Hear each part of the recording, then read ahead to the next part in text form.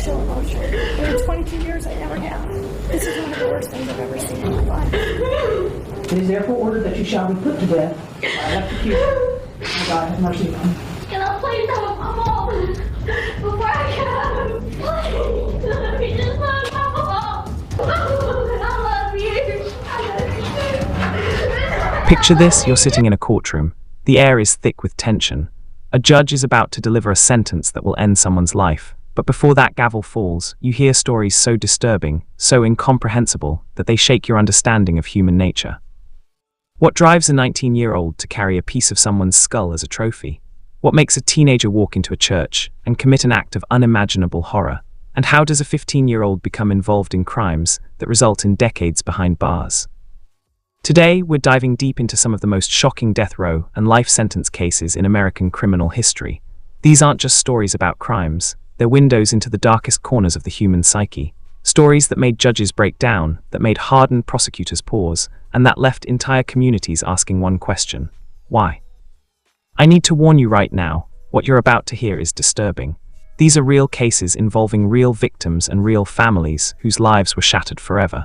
But these stories need to be told, because understanding how these tragedies happen is the first step in preventing them.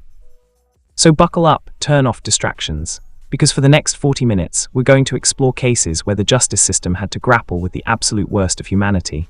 From teenage killers to calculated murderers, from crimes of passion to acts of pure evil, these are the cases that made America ask, is there any punishment severe enough? Let's begin. Our first case takes us to Tennessee in 1995, and it involves one of the youngest women ever sentenced to death row in the United States.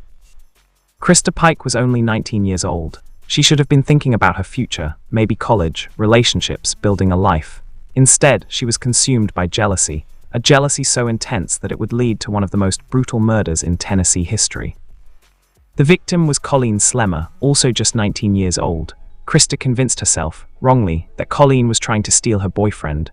There was no evidence of this, no proof, just paranoid thoughts that festered in Christa's mind until they exploded into violence.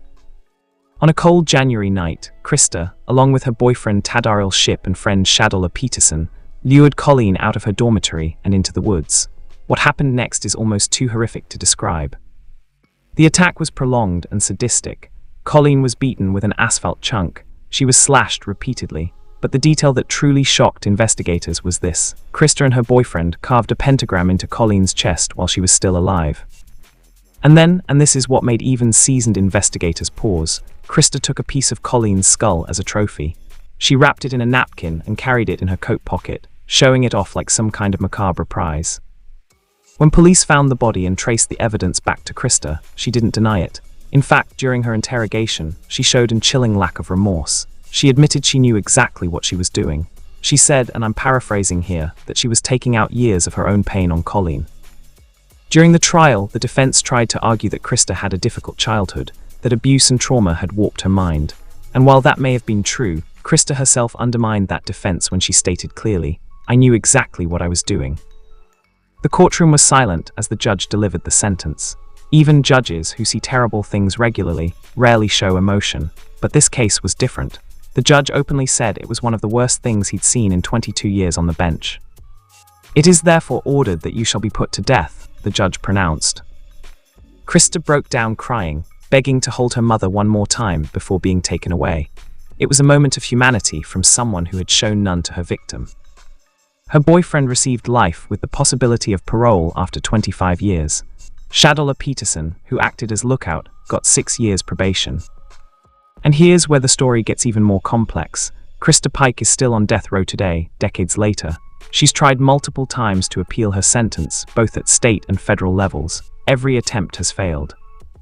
Meanwhile, Colleen Slemmer's family continues to wait for closure, a closure that may never come. Our next case takes us to California in 2008, and it involves a tragedy that stemmed from the most senseless of reasons: a red bag. Pedro Espinosa was 23 years old and a member of the 18th Street Gang. He had just been released from prison, supposedly a second chance at life. But instead of using that chance to turn his life around, he threw it away in the most tragic way possible. On a March evening, 17-year-old Jamil Shaw Jr. was walking home from the mall, talking to his girlfriend on the phone. He was carrying a red bag, that's it, that's all it took. Espinosa saw the red bag and in his gang-addled mind assumed Jamil was a rival gang member. He wasn't. Jamil had nothing to do with gangs. He was a high school football player with a bright future ahead of him. According to Jamil's father, who later recounted the tragedy, his son was on the phone when Espinosa approached him and asked, "What set you from? Gang slang for what gang are you in?" Jamil didn't answer because he couldn't answer. He had no gang affiliation. And for that non-answer, Espinosa shot him, multiple times, execution style, right there on the street. Jamil's girlfriend heard everything over the phone. Imagine that horror, listening helplessly as someone you love is murdered. The trial was emotionally devastating. Espinosa's cousin, Javier, was called to testify. The prosecution grilled him about conversations he'd had with Espinosa after the murder. "Did Pedro tell you he killed someone?" the prosecutor asked. Javier tried to backtrack, saying he'd lied to police, that he'd been scared, but his earlier statements were clear. Espinosa had admitted to the killing, even bragging that he'd seen it on the news. When it came time for victim impact statements, Jamil's family addressed Espinosa directly. His uncle spoke about how things used to be settled differently. "In my day, you used your fists," he said. "You don't just kill someone in cold blood, that's the coward's way out." But it was Jamil's mother who delivered the most powerful statement. She was a US Army sergeant, someone who had dedicated her life to serving her country, and now she had to face the man who had taken her son away for absolutely nothing. "I can't say I forgive you," she told Espinosa. "I'm not that strong of a Christian. You should thank God if you have your family intact, because there are people out here who don't give a damn." The judge agreed. Espinosa was sentenced to death, to be executed at San Quentin State Prison. He's still there today, awaiting his execution, while Jamil Shaw's family continues to grieve the loss of a son who was in the wrong place at the wrong time, carrying the wrong color bag. If you thought the previous cases were disturbing, brace yourself for this next one, because this case involves not just a senseless murder, but the murder of a child, and the motive was perhaps the most trivial imaginable. December 2017, Florida. Marlon Joseph, 29 years old, had a daughter. Like many parents, he was protective of her, but Joseph's idea of protection crossed a line that should never be crossed. His daughter had gotten into some kind of dispute with another girl at school, 11-year-old Kyra Inglet. We don't know exactly what the dispute was about. Middle school drama, probably. The kind of thing that kids argue about and forget within a week. But Joseph didn't forget, and when he heard about it, he decided to confront Kyra's mother, Coquia Crowell. What started as an argument quickly escalated. Joseph pulled out a gun and shot Coquia. Now, at this point, an already horrific crime could have ended, but Joseph wasn't done. 11-year-old Kyra witnessed her mother being shot. Can you imagine that terror, that absolute horror? And then she realized he was coming for her next. Kyra ran, she tried to escape, but Joseph chased her down and shot her multiple times. Think about that for a moment. A grown man chasing down an 11-year-old child and executing her. Joseph then fled and went into hiding. Police launched a massive manhunt. His own family pleaded with him to turn himself in. "Son, I love you," his mother said in a televised plea, "but please just turn yourself in." Eventually, police found him and brought him into custody. During the trial, the prosecution emphasized the sheer terror Kyra must have felt in her final moments. She had seen her mother murdered. She knew she was next. She tried to run, but couldn't escape. The jury took little time in recommending death. The judge agreed, delivering a sentence that, while legally appropriate, could never truly balance the scales of justice. "You have not only forfeited your right to live among us," the judge said, "but under the law of the state of Florida, you have forfeited your right to live at all." Joseph showed no remorse, not during the trial, not during sentencing, nothing. He now sits on Florida's death row, awaiting execution for a crime that started over middle school drama and ended with a mother and daughter dead. Our next case involves one of the youngest people sentenced to death in recent Florida history, and the crime is so calculated, so cruel, that it's hard to believe teenagers were responsible. Summerfield, Florida, a group of 5 friends decided to commit murder, not in a moment of passion, not in self-defense. They planned it, they lured their victim, and then they executed him. The victim was 15-year-old Seth Jackson, just a kid, and his murderers, also teenagers, led by 18-year-old Michael Bargo. The group lured Seath to a house under false pretenses. Once he was there, they attacked him. They beat him with a 2x4. When he tried to escape, showing incredible survival instinct, they dragged him back inside. And then Bargo shot him 3 times, at point-blank range, while Seath sat in a recliner, beaten and helpless. But even that wasn't the end of this horror story, because the group had to dispose of the body, so they burned it, and then they broke up the remains and put them in paint buckets, which they dumped in a water-filled quarry. During the investigation, one of the accomplices described how casual Bargo was about the whole thing. After dumping the body, they went to Publix, bought beer, and started drinking, like they'd just finished a normal day's work. When Bargo was arrested and brought to trial, he denied everything, despite multiple testimonies, despite physical evidence, despite his own girlfriend saying he'd admitted to the crime. The prosecution meticulously dismantled his defense. They showed that he'd helped dispose of the body, giving advice on how to do it. They proved he'd been there every step of the way. One particularly damning moment came during cross-examination.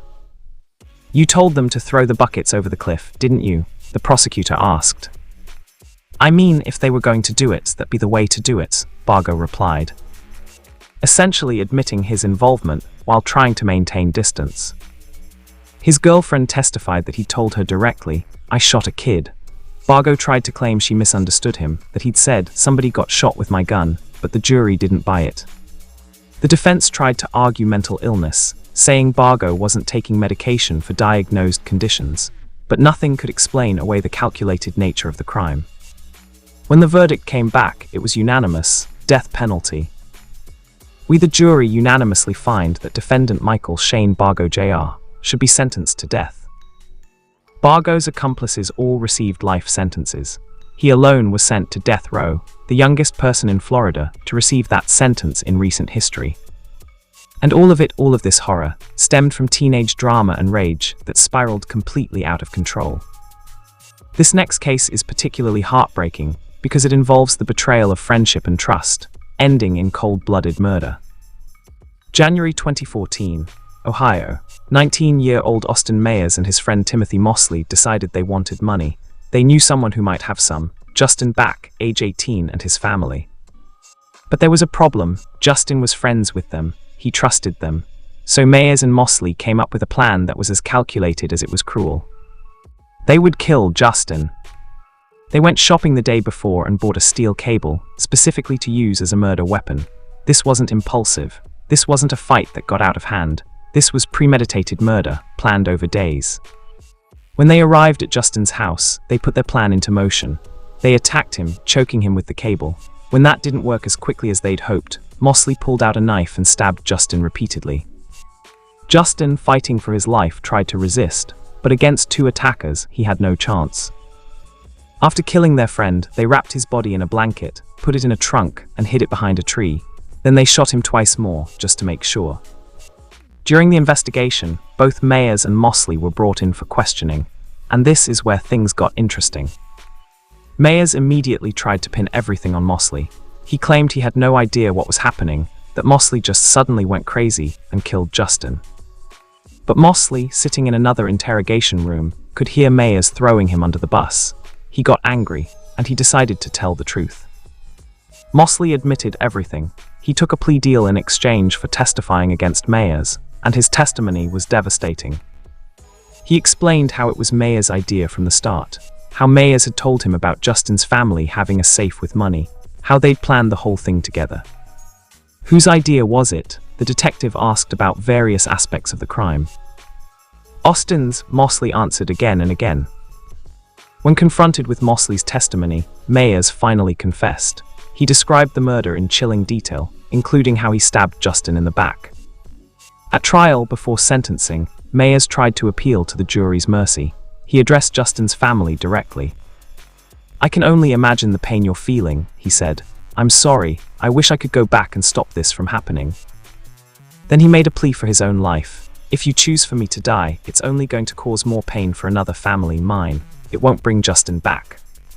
But Justin's family had their own statements. His mother, her voice breaking, described how Mayers could have stopped at any point but didn't, especially when Justin was begging for his life. Justin's father simply said, "I'm not going to say I hate you, that's without question. I just hope that every time you close your eyes, you see my son." Despite his pleas, Mayers was sentenced to death. Mosley, who had cooperated and shown some remorse, received life imprisonment. This next case shocked not just a community, not just a state, but the entire nation. It's a case that forced America to confront uncomfortable truths about racism, hate, and domestic terrorism. June 17, 2015, Charleston, South Carolina. The Emmanuel African Methodist Episcopal Church, one of the most historic black churches in the South, was holding its regular Wednesday night Bible study. A young white man, 21-year-old Dylann Roof, walked in. Nobody knew him, but the church welcomed him anyway. That's what they did. They welcomed strangers, opened their doors to anyone seeking spiritual community. For nearly an hour, Roof sat with these people. They prayed together. They studied scripture together. They showed him kindness and fellowship. And then at 8 p.m., Roof opened fire. He murdered 9 people. 9 people who had welcomed him. 9 people who were simply trying to worship. The victims included grandparents in their 70s and 80s, people who had lived through the civil rights era, who had fought for equality, who had seen so much progress, and they were murdered in their own church by a white supremacist. The next day, Roof was captured. During his interrogation, he showed a disturbing lack of remorse. "Did you shoot them?" a detective asked. "Yes," Roof replied matter-of-factly. "What gun did you use?" "A Glock 45. During the investigation, police found Roof's manifesto, pages and pages of racist ideology.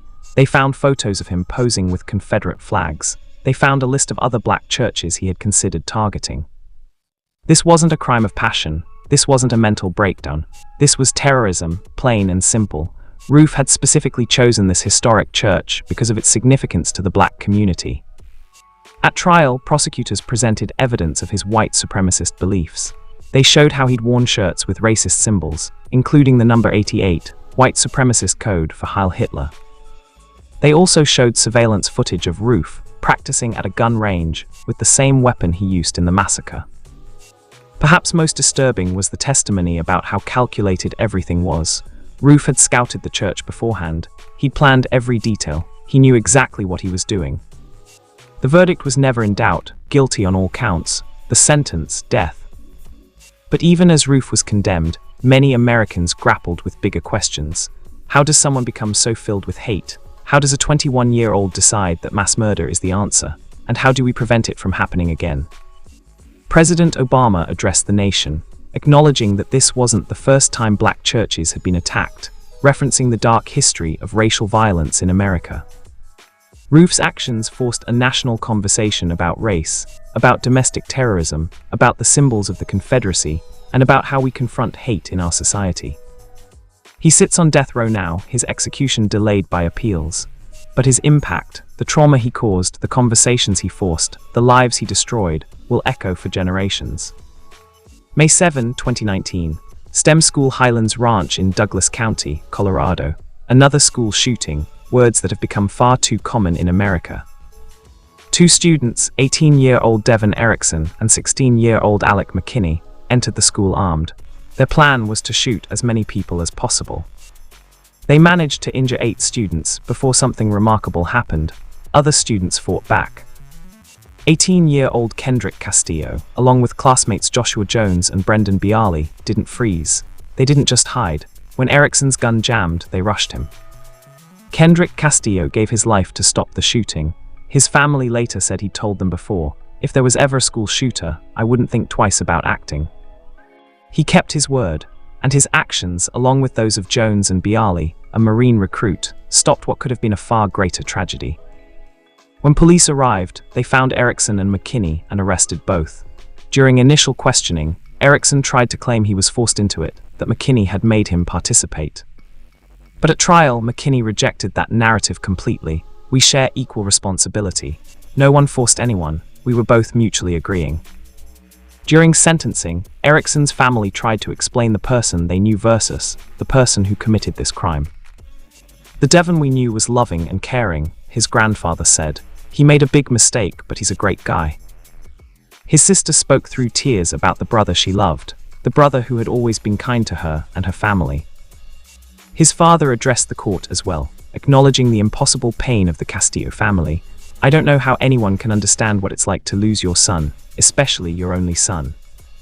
He named each injured student individually, recognizing their trauma.